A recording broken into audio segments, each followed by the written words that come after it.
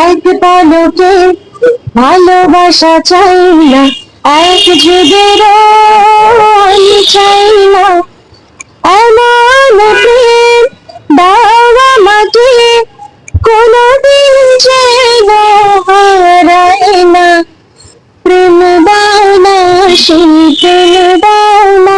এটা আমার একটা প্লেব্যাক করা, আমি মোনা।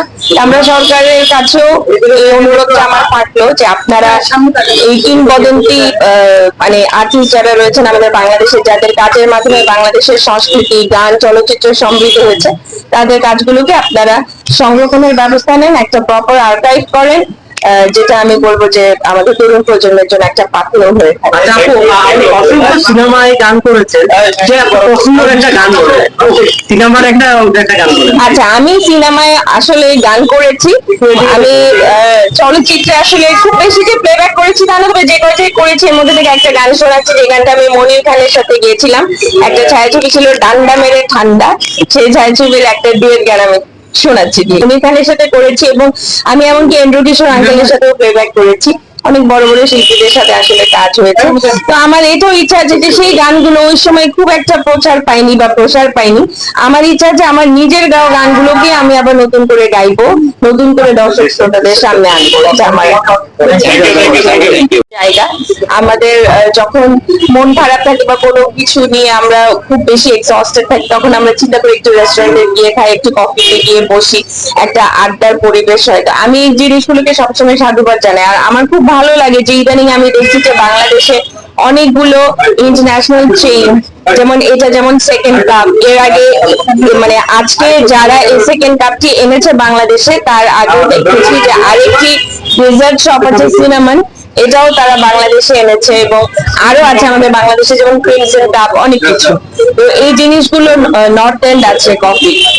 তো এটা এখন দেখা যাবে যে একটা বিশাল কম্পিটিটিভ মার্কেট হয়ে যাচ্ছে, এবং কম্পিটিটিভ মার্কেট অ্যাকসেন্সে ভালো, তখন একটা প্রচেষ্টা থাকে যে একজনের চাইতে আরেকজন কিভাবে আরো বেশি করে ভালো করবে। তো সেটা আমাদের, আমরা যারা ভোক্তা মানে আমরা যারা আসি এখানে, আমাদের জন্য খুব ভালো। তো আমি খুব খুব সাধুবাদ জানাই এবং অনেক অনেক বেস্ট উইশেস দিচ্ছি যারা এই উদ্যোগটি নিয়েছে। এখন কি নিয়ে ব্যস্ত আছে? এখন অবশ্যই গান নিয়ে ব্যস্ত আছি, কারণ আমি তো আসলে ছোটবেলা থেকে আমার যেহেতু গানের পরিবেশে আমার জন্ম, আমার বাবা তিনি বাংলাদেশের একজন লেজেন্ড পার্সন ছিলেন। তো আমি সবসময় চেষ্টা করেছি যে বাবার লেখা গানগুলোকে তরুণ প্রজন্মের সামনে আরো বেশি করে আনতে, পুরোনো গানগুলো স্পেশালি। কিন্তু বাবা আসলে যাওয়ার আগে আমাকে বলে গিয়েছেন যে শুধু পুরোনো গানগুলো করছে, আমার লেগেসি ধরে রাখছে, আমি খুব খুশি। কিন্তু একজন শিল্পীর মেইন আইডেন্টিটি হচ্ছে তার মৌলিক গানে। তো বাবা বিচির খাতা নামে একটি খাতা রেখে গিয়েছেন, সেই খাতায় আমার জন্য বেশ কিছু মৌলিক গান তিনি রেখে গিয়েছেন। আমি এখন আপ্রাণ চেষ্টা করছি সেই কাজগুলোকে আপনাদের সামনে, দর্শক শ্রোতাদের সামনে। কখন মিস করেন? বাবাকে আমি প্রতিটা মুহূর্তে আসলে মিস করি, কারণ বাবা শুধু আমার বাবাই ছিলেন, আমার বন্ধু ছিলেন, আমার জীবনে যাবতীয় যা কিছু ঘটেছে বা ঘটে সবকিছু বাবার সাথে শেয়ার করতাম, বন্ধুর মধ্যে বাবার পরামর্শ নিতাম, বাবার সাথে অনেক খুনসুটিও হতো। তো সবকিছুই আসলে আমি অনেক অনেক মিস করি। আচ্ছা, সেই গানগুলোর মধ্যে থেকে অবশ্যই, কেন না। যেমন বাবা বেশ কিছু দেশের গান আমার জন্য রেখে গিয়েছেন, এর মধ্যে একটি গান আমি শোনাই। বাবা তো খুব দেশপ্রেমিক মানুষ ছিলেন, আমি ছোটবেলা থেকেই দেশপ্রেম দেখে দেখে বড় হয়েছি। বাবা যেভাবে হৃদয় লালন করতেন দেশকে, দেশের মানুষকে, সেটা দেখে আমি মুগ্ধ হতাম। তো একটি দেশের গান আমি একটু দিলেন শোনাচ্ছি। না জাগলে গাছের ডালে হাজার পাখির ছাপ, না শুনলে খোয়ার কেটে লাল বরগের ডাক, বটের ছায় না বাজলে চৈতি মেলার ঢাক, আমার সকাল কাটে না, মাগো সকাল কাটে না, আমার সকাল কাটে না, মাগো সকাল কাটে না, ইত্যাদি আরো অজস্র দেশের গান তিনি আমার জন্য রেখে গিয়েছেন। আমি এক এক করে সবগুলি আপনাদের সামনে আনবো। ইনফ্যাক্ট এখন আমাকে যে অবস্থায় দেখছেন, আমি রেডি হয়ে এসেছি, একটা চ্যানেলে আমি যাব, সেখানে একটি গান আমার আজকে রেকর্ডিং হবে, সেটাও খুব তাড়াতাড়ি আপনারা দেখতে পারবেন। কিছু গান ইউটিউবের জন্য রেডি করছি, কারণ এখন তো মিউজিক ভিডিওর যুগ আসলে। আর একটা যে জিনিসটা আমি শেয়ার করতে চাই, সার্বিক পরিস্থিতির কারণে এখন স্বভাবতই মঞ্চের অনুষ্ঠানগুলো একেবারে নেই বললেই চলে, খুবই কম, খুব বেশি অনুষ্ঠানের আয়োজন আসলে হচ্ছে না। এই চ্যানেলগুলোতেই দেখা যাচ্ছে যে মোটামুটি ভাবে আমাদের শিল্পীদেরকে বাঁচিয়ে রেখেছে, লাইভ প্রোগ্রাম গুলো হচ্ছে, তো আমরা সেই প্রোগ্রাম গুলোতে অংশগ্রহণ করছি এবং আমি আশা করছি যে খুব তাড়াতাড়ি এই অবস্থা থেকে আমাদের মানে আমি বলবো যে বেশি বেশি করে অনুষ্ঠান হোক এবং আমাদের সব শিল্পীরা যেন খেয়ে পরে সুন্দরভাবে বাঁচতে পারে, এটা আমার কর্তৃপক্ষের দৃষ্টি আকর্ষণ করছে আপনাদের মাধ্যমে। একটু জানতে চাই যে এই যে বর্তমান সময় দেখছি যে গান নিয়ে বিভিন্ন ধরনের মানে কি বলে রিমেক হচ্ছে বা বিভিন্ন ভাবে উপস্থাপন করা হচ্ছে, তো আপনার কি এই ধরনের কোনো প্ল্যানিং আছে কিনা, অথবা আপনার বাবার গানকে হ্যাঁ, এই ধরনের কাজ করার? অবশ্যই এই ধরনের প্ল্যান আমরা আগেও করেছি। যেমন বাবা তো 20,000-এর উপরে গান লিখেছেন, এই গানগুলো পুরোনো গান এতটাই জনপ্রিয়, আমি বলবো যে তার লেখা গানের ভেতর থেকে 90% গানই মানে অসম্ভব জনপ্রিয়তা পেয়েছে।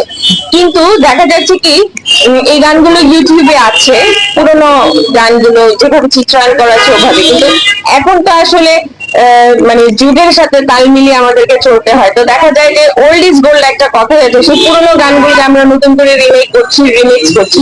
এটা নিঃসন্দেহে ভালো একটা দিক আমি বলবো। যেমন কিছুদিন আগে আমরা একটা কিছুদিন আগে না, মানে বাবা মারা যাওয়ার 1 বছর, বাবা 2022 সালে চলে গেলেন, 2023 সালে আমরা বাবার একটা ইউটিউব চ্যানেল লঞ্চ করি, গাজী মাজরুল আনোয়ার আমাদের গান নামে। একটা কোম্পানির সাথে সম্পৃক্ত হয়ে আমরা করেছি। তো সেখানে বাবার লেখা পুরোনো গানের ভেতর থেকে 8টি গানকে আমরা সিলেক্ট করেছি এবং গানগুলো নতুন করে কম্পোজিশন করেছেন ইমন সাহা, সত্য সাহার ছেলে, এবং গানগুলো আমরা প্রত্যেকটা তরুণ প্রজন্মের শিল্পীদেরকে দিয়ে গাইছি, কারণ আমরা চাই যে এই গানগুলো তরুণ প্রজন্মের কণ্ঠে আরো হাজার হাজার বছর বেঁচে থাকুক। তো আমরা এই রিমিক্স বলেন বা রিমেক বলেন, এই জিনিসগুলোকে আমরা সবসময় সাপোর্ট করি এবং আমারও প্ল্যান আছে যে বাবার লেখা বেশ কিছু গান ইতিমধ্যে আমরা কালেকশনও করা শুরু করেছি, কারণ বাবার মতো যারা লেজেন্ডারি পার্সন আছে ওদের কাজগুলোকে যদি আমরা সংরক্ষণ না করি, একটা আর্কাইভ তৈরি না করি, তাহলে তো তরুণ প্রজন্ম আস্তে আস্তে ওনাদেরকে ভুলে যাবে। তো সেই উদ্যোগ থেকে আমরা যেটা করেছি, বাবার লেখা গান দিয়ে আমরা বই বের করেছি, অল্প কথার গল্প গান নামে। সেখানে একে একে 4টি খণ্ড বের হয়েছে এবং প্রত্যেকটি খণ্ডে আপনারা বাবার লেখা প্রায় 200টি গান করে আপনারা পাবেন, পুরো লিরিক্স সহ, এবং গানের পেছনের ইতিহাসগুলো পাবেন, কারণ বাবা সবসময় গানের গল্পগুলো আমাদেরকে বলতেন। কিছু আমাদের মনে আছে, কিছু আমরা লিখে রেখেছি, সেগুলো দিয়ে আমরা বই আকারে বের করছি।